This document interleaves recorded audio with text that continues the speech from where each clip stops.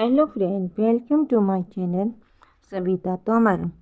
आज की कहानी का नाम है ना कोई छोटा ना कोई बड़ा। सेठ मुरारीलाल बहुत धनवान हो गया। उसे इस बात का भी घमंड हो गया कि उसके मुकाबले का कोई धनवान उस राज्य में नहीं था। उसकी हवेली भी राजमहल से कम नहीं थी। एक दिन उसने सोचा कि घर में दावत देकर अपने धन का प्रदर्शन करना चाहिए। उसमें शहर के बड़े और प्रतिष्ठित लोगों और राजा को भी बुलाया जाए। उसका एक उद्देश्य था धन प्रदर्शन। अगले ही दिन उसने इस भोजन का आयोजन किया। उसमें शहर के बड़े बड़े लोगों के साथ साथ राजा को भी बुलाया गया। राजा मानसिंह को पूरी शान के साथ उस बड़ी हवेली में बैठाया गया जिसमें शहर के बड़े बड़े लोग बैठे थे। वहाँ पर किसी भी आम आदमी या छोटे वर्ग के व्यक्ति को जाने की इजाज़त नहीं थी। गलती से सेठ मुरारीलाल का एक नौकर उस कमरे में आकर बैठ गया। सेठ मुरारीलाल ने उसे वहाँ बैठे देखा तो वो क्रोध के मारे पागल सा हो गया।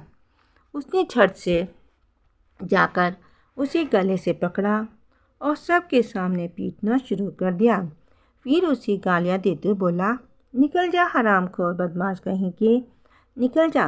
मेरे घर से तेरी इतनी हिम्मत कि महाराज और सामंतों के बीच बैठे।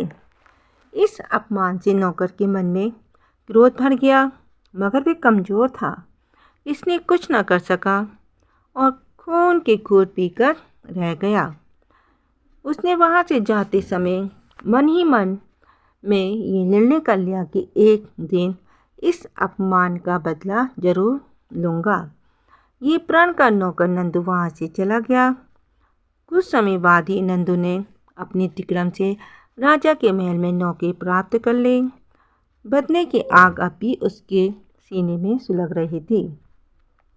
वह हर समय मौके की तलाश में रहता था कि कब ऐसा मौका मिले जब वह सेठ से अपने अपमान का बदला ले सके। किसी ने ठीक ही कहा कि समय बहुत बलवान है, समय बदलते देर नहीं लगती। एक दिन नंदू राजा की अनुपस्थिति में उनके कमरे में घुस गया। ये तो वह देख ही चुका था कि सेठ मुरारीलाल खुलेआम महलों में आता जाता है। उसके आने पर कोई रोक टोक नहीं। इसी विषय को लेकर नंदू का तेज दिमाग बहुत दूर तक काम कर चुका था। वे सीधा जाकर राजा के पलंग पर लेट गया। देखने में ऐसा लग रहा था जैसे वे बड़ी गहरी नींद में सो रहा हो। कुछ देर बाद जैसे ही आराम करने के ख्याल में राजा कक्ष में आया तो नंदू नींद में होने का नाटक करते हुए बड़बड़ाकर बोलने लगा, अरे कोई धन कमा लेने से तो राजा जैसी हैसियत नहीं पा लेता। मुरारीलाल की ये मजाल कि अब रानी के साथ भी छेड़छाड़ करे। छी छी छी, पापी धन अधिक आते ही बुद्धि भ्रष्ट हो गई है। राजा की बराबरी करता है दुष्ट कहीं का। राजा मानसिंह ने नौकर के मुंह से ये शब्द सुने तो उसे बहुत क्रोध आया। उसने झट से नंदू को गले से पकड़कर खड़ा किया और पूछा, नंदू, जो कुछ तो नींद में कह रहा है क्या वे सत्य है? नंदू कोई कम चालाक नहीं था। उसने राजा के सामने हाथ जोड़ते हुए कहा, क्षमा कीजिए अन्नदाता, मैं बहुत ही अधिक थक गया था। बस जैसे ही आपके कमरे में आया तो मुझे जोरदार नींद आ गई और मैं आपके पलंग पर ही गिर पड़ा। नींद में ही न जाने मैं क्या क्या कहता रहा हूँ, ये मुझे नहीं पता महाराज, मुझे क्षमा करें। ये कहते हुए नंदू बाहर निकल गया। राजा सोच में पड़ गया। संदेह के कारण उसके मन में क्रोध भर गया। सेठ मुरारीलाल उसकी पत्नी के साथ छेड़छाड़ करता है, जिसे उसने अपना मित्र समझकर महलों में खुलेआम आने की अनुमति दे रखी थी। उसने ही उसके साथ विश्वासघात किया। धोखेबाज, पापी, मैं तुम्हें तुम्हारे किए की सज़ा देकर ही रहूँगा। उसी समय राजा ने सिपाहियों को आज्ञा दी कि वे सेठ मुरारीलाल को पकड़कर उसके सामने पेश करें। राजा की आज्ञा का पालन हुआ। सेठ मुरारीलाल को गिरफ्तार करके राजा के सामने हाजिर किया गया। मुरारीलाल को देखते ही राजा ने क्रोध भरे स्वर में कहा, देखो मुरारीलाल, आज के पश्चात तुम मेरे महल में कदम नहीं रखोगे। आज से तुम्हारी हमारी मित्रता समाप्त होती है। धोखेबाज इंसानों से कैसी मित्रता? हाँ, मेरे साथ तुमने जो विश्वासघात किया है उसे हम जीवन भर नहीं भूलेंगे। जाओ, आज के बाद कभी इधर का रुख न करना, इसी में तुम्हारी और हमारी इज्जत है। सेठ मुरारीलाल की हिम्मत न हुई कि राजा से पूछ सके कि उसकी खता क्या है।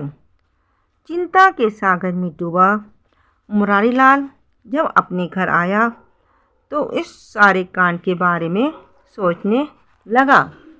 उसे ये तो पता था कि वे निर्दोष है, मगर उसे दोषी क्यों बनाया गया?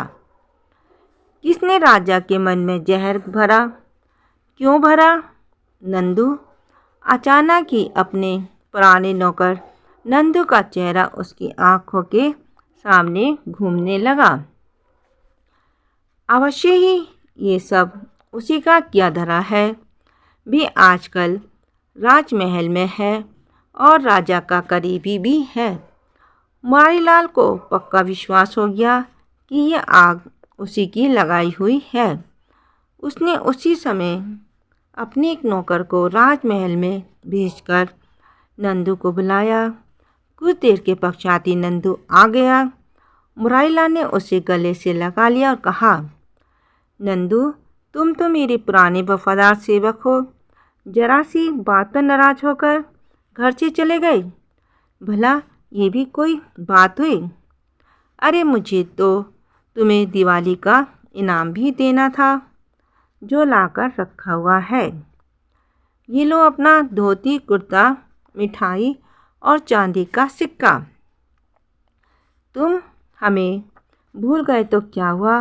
भला हम अपने सेवक को कैसे भूल सकते हैं? इनाम में ये सब कुछ पाकर नंदू की तो बाछें खिल गईं। उसे मन ही मन में एहसास होने लगा कि मेरा ये मालिक कितना अच्छा है। मैंने राजा के सामने इसी की बुराई कर डाली और इसे भले आदमी को मुफ्त में दोषी बना दिया। नंदू दूसरे दिन फिर पलंग पर जाकर लेट गया। जैसे ही राजा कक्ष में आया तो नंदू फिर नींद में ही बड़बड़ाने लगा, देखो देखो प्रभु, इस राजा का पागलपन देखो, जो पखाने में जाकर भी पान खाता है। छी छी छी, कैसा राजा है ये? राजा ने जैसे ही नौकर के मुंह से ये बात सुनी तो उसका गला पकड़ के उठाया। ओ नमक हराम, क्या बक रहा है? क्षमा करना महाराज, असल में नींद में मुझे उल्टा सीधा बोलने की आदत है। हो सकता मैं आपके सामने भी कोई ऐसी भूल कर बैठा हूँ, इसके लिए मैं माफ़ी मांगता हूँ। राजा समझ गया कि इस नौकर ने नींद में ये सब झूठ बक दिया है। उस दिन उसकी रानी और सेठ मुरारीलाल वाली बात भी इस मूर्ख ने नींद में ही बक दी होगी। राजा अपनी भूल पर पश्चाताप करते हुए सेठ मुरारीलाल के पास गया और नौकर की सारी कहानी सुनाई और अपनी इस भूल की माफ़ी भी मांगी।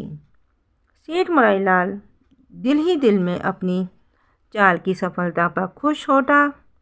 मन में प्रभु को धन्यवाद करते हुए कहने लगा कि इस संसार में कोई छोटा बड़ा नहीं है। किसी को छोटा समझकर उसे घृणा नहीं करनी चाहिए। प्लीज़ मेरी कहानी को लाइक कीजिए, शेयर कीजिए, सब्सक्राइब कीजिए, कमेंट कीजिए। Thank you.